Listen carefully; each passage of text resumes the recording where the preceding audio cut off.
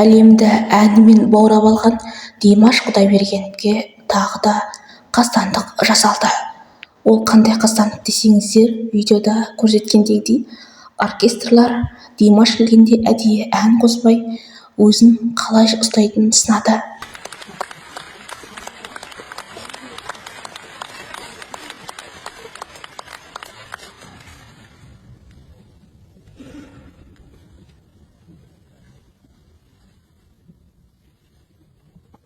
Бірнеше секундтарды күтіп тұрған Димашты өзінің алып шығу туралы ой келді ме, сразу өзінің жанды даусымен, жүректі даусымен, баурап алатын даусымен ән бастап кетті.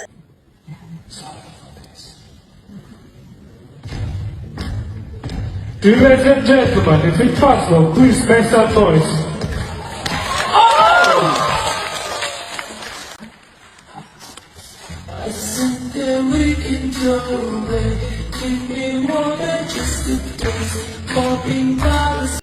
Оркестрлердің Димашқа жасалған нағыз қастандық еді.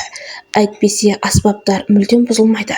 Аспаптар көп болса, бірнеше бір секунд қана бұзылмаса, ал бұл кездері Димаш 10-15 минуттан ары тұрды. Содан соң бірден өз даусымен, жанды даусымен әнді бастап кетті. Әрине жанкүйерлерін күттірмес үшін. Бұл нағыз талантты ешкім жеңе алмайды.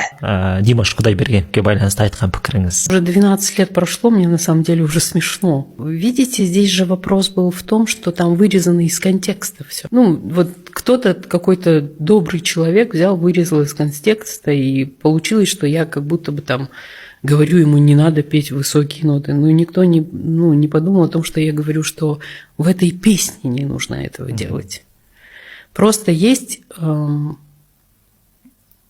понимание, да, песня, она не всегда должна быть развернутая, да, то есть эта песня очень средняя, на мой взгляд, и для меня она не была хитом, она хитом и не стала. То есть я совершенно не отказываюсь от своих слов, хотя мне говорят, там, ты должна попросить прощения. За что вообще? Я не понимаю и не пойму никогда. Был конкурс песни. Это то же самое, что когда Евровидение – это конкурс песни. Там не выбирается солист, то есть как он поет. Он должен спеть песню, определенный хит. Мир его выбирает, да, то есть и эти там выигрывает какая-то песня, не выигрывает исполнитель, выигрывает песня. Әлемге танымал мықты әншілердің бірі болса да, ешуақытта ешкімге жаман нәрсе, жаман қылық көрсетпеген Димашты мен өз басым аспандағы қол жетпес айға теңеймін. Ал сіздер әнші адам есебінде кешегі берілген сыйлық, ол қырғыз халқының қазақ халқына деген ағайындық құрметі деп қабылдадым. Бауырлық құрметі деп қабылдадым. Сол себептен ол менің тек қана жеке басыма тән, жеке басыма ғана арналған сыйлық деп айтуға ертерек деп ойлаймын. Сол себептен осы сәтті пайдаланып баршаларыңызға, қонақжайлықтарыңыз үшін, көңілдеріңіз үшін, пейілдеріңіз үшін, біздің өнерімізге деген, біздің халқымыздың мәдениетіне деген үлкен орасан зор құрметтеріңіз үшін шын жүректен рахмет айтқым келеді. Димаш Қырғызстаннан алған атағын тіпті қазақ халқына атады.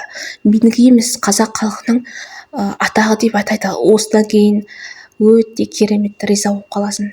Бір ғана қазақтың атын осы Димаш ғана шығарып жүрген шығар деп өз басым ойлаймын. Өйткені қанша жерден аяғынан шалса да, барлық нәрсені мықты еңсеріп өзім көп ізденгенді ұнатамын.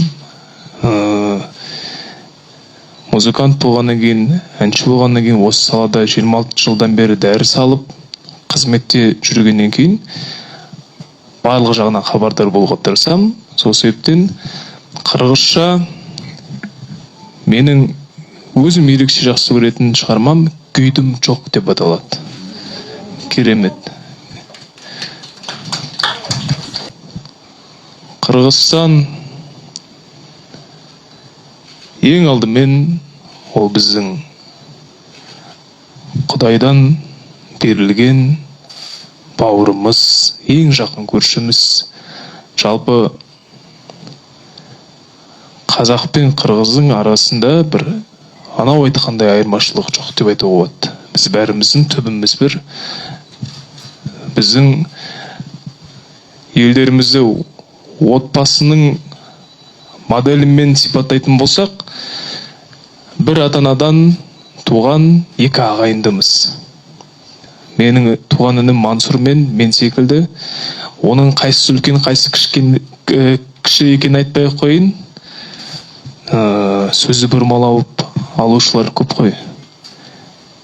Екі егіз ағайынбыз. Сол себептен қазақ халқын қаншалықты жақсы көрем, қандай қасиеттері үшін жақсы көрем, сол қасиеттерді қырғыз халқынан да көріп жүргенім бар.